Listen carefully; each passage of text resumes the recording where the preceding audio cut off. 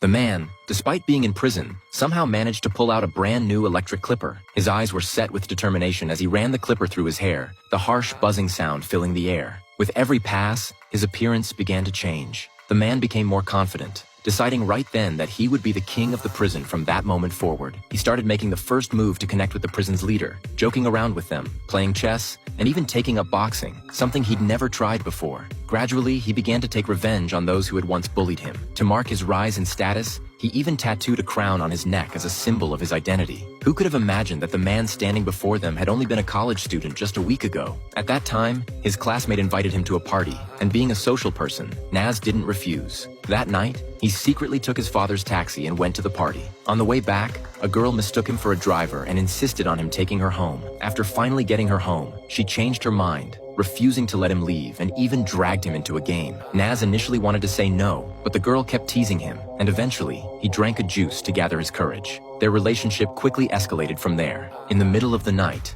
Naz woke up in the kitchen, got dressed, and prepared to say goodbye to the girl. But when he turned on the light, the lampshade and the bed were covered in blood. He froze in place, unable to believe his eyes. He turned on the light again to confirm that the girl was dead. Everything that had happened was not a hallucination. His mind a blur. He ran downstairs and out the front door. He couldn't call the police because the room had only him and the girl in it. He knew he would be seen as the prime suspect and arrested. As he was about to get in the car, Naz realized he had left his keys in the room and the door had been locked. He had no choice but to break the glass to open the door from the inside. Before leaving, he took the blood-stained knife with him, hoping it would clear his name. As he escaped, Naz felt increasingly uneasy. In his panic, he accidentally drove into a one-way street and was immediately pulled over by the police. Seeing some strange behavior from him, the officers assumed he was drunk driving and were about to conduct a test. Just then, his teammate received a report of a murder happening in a nearby house. Naz was then taken to the scene. Naz was soon stunned, as the destination turned out to be the girl's house. The neighbor had called the police, saying he saw someone break into the house. Several officers rushed into the house, followed by more police and a coroner.